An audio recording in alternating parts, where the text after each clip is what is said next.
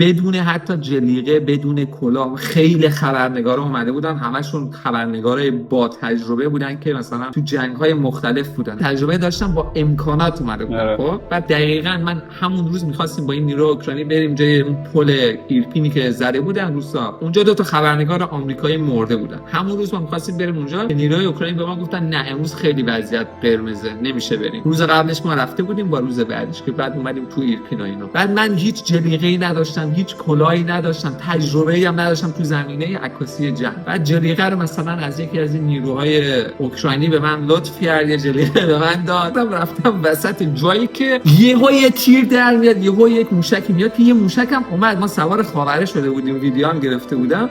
یه دقیقاً 200 متری ما دقیقاً جای ایرپین بود، جای نزدیک پل بود. یه موشک زدن بی‌شرفا که ما همه گرخیدیم، پیاده شدیم، دویدیم. شانس جوان ایرانی. خلاص ما شانس جوان ایرانی.